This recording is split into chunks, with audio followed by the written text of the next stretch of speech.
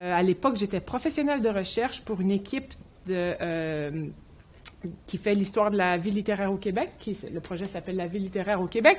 Et j'ai été engagée comme professionnelle de recherche. Et le premier mandat que j'ai eu, c'est travailler à partir de l'échantillon des 100 personnes qui écrivent entre 1895 et 1918.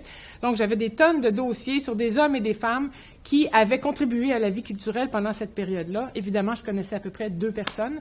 Et j'ai donc fait mon initiation à ce projet-là en lisant l'ensemble des dossiers. Et plus j'avançais dans ma compréhension, non pas des cas et de l'addition de ces cas et de ces personnes-là, mais dans l'espèce de compréhension du système que ça forme, plus je me rendais compte que là, tout à coup, pour parler des femmes, parce qu'évidemment, j'étais une fille et on m'avait confié le mandat, les filles, ils font quoi? C'était fort commode, ça évitait à un paquet de gens de s'intéresser à ces écrivaines-là qui étaient mineures de toute façon, qui n'avaient pas produit, sauf Laure Conant, de grandes œuvres, etc., etc. Je le dis avec un sourire parce que c'est des gens avec qui je travaille avec plaisir et pour qui j'ai une admiration infinie. Donc, je me suis retrouvée avec ce cas de femme de lettres-là. Et là, tout à coup, je me suis dit que j'ai réalisé que c'était pas simple de parler de ça. Si je prenais la liste des œuvres, j'avais d'abord une liste assez substantielle de textes, mais les textes, c'était pas du tout les grands canons. Il n'y a pas encore de Gabriel Roy, il n'y a pas d'Anne Hébert. Si on est un peu initié à l'histoire de la littérature québécoise, on connaît Laure Conant, Félicité Anger, on connaît Fadette. Si on s'est intéressé un peu à la littérature jeunesse, peut-être on connaît le nom de Maxine, mais là, on commence déjà à être dans des eaux pas mal moins connues de cette cohorte d'écrivaines-là. Donc là, j'avais une liste des œuvres, mais aucune œuvre canonique. J'avais des séries dans ça. J'avais 5 recueils des lettres de Fadette. Fadette est connue pour son journal intime, qui a suscité grand intérêt et qui est un monument du 19e siècle québécois. Mais ces lettres, pendant très longtemps, ont été jugées peu intéressantes, très morales, très religieuses, très chrétiennes, etc. Sinon, il y a toutes sortes d'auteurs mineurs, entre guillemets. Il y a beaucoup de femmes qui ont signé des monographies de paroisses, des biographies de gens célèbres, des brochures, toutes sortes d'ouvrages géographiques, de la littérature pour la jeunesse.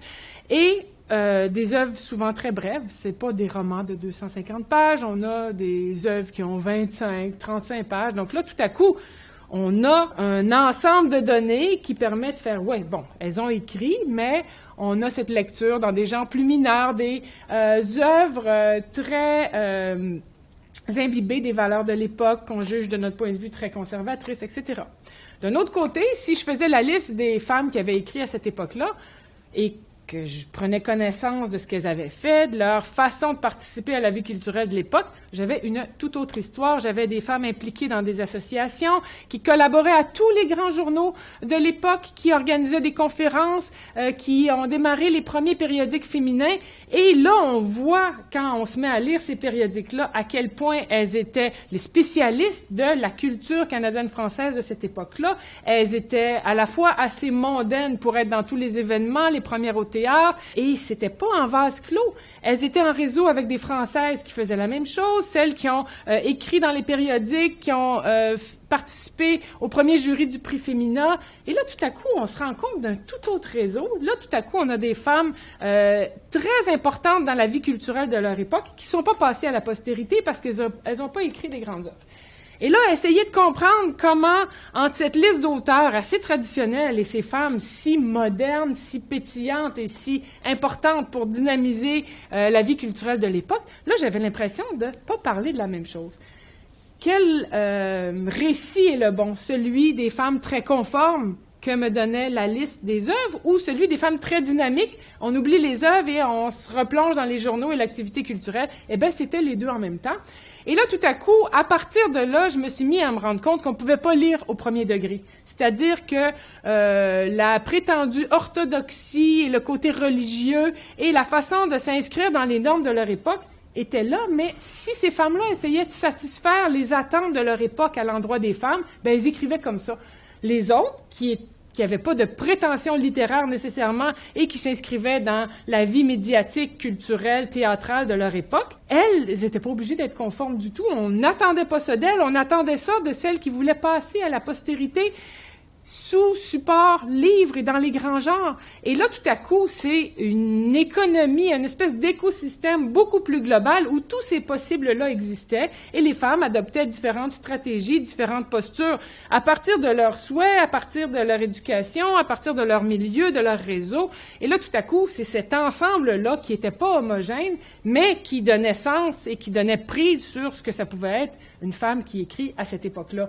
Donc, l'espèce de réflexe que j'essayais d'évoquer pour la culture populaire n'a pas essayé de simplifier, ben c'est la même chose. Est-ce que c'est un tout homogène ou est-ce qu'il y a différentes façons, différentes postures, différentes stratégies? Et à partir du moment où j'ai eu cet angle-là pour essayer de rendre ce corpus-là intelligible, ben là, moi, j'ai eu envie de la raconter, cette histoire-là, parce que là, tout à coup, avec non seulement ces données-là qui permettent de comprendre l'ensemble, mais cette capacité à lire autrement qu'au premier degré. Je me suis rendu compte que c'est incroyable à quel point les femmes qui écrivent avant la Deuxième Guerre mondiale, on les lit au premier degré, là, tu sais, assez forcé, elle a fait une belle copie, puis elle a fait une métaphore, puis...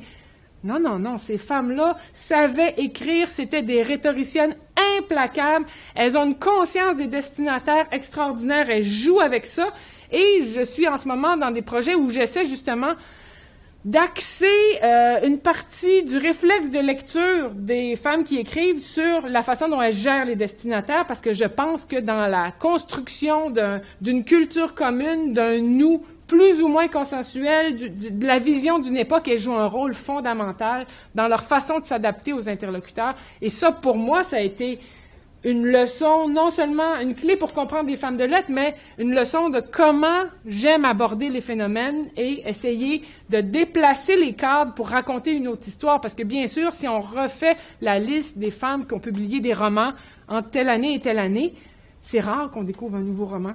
On va raconter la même histoire. Elles en ont écrit peu avant Jovette Bernier. Elles en ont écrit, bon, il y a leur Conan, bien sûr, mais elles en ont écrit, mais on va sans cesse réinterpréter ces piliers-là et jamais essayer de comprendre.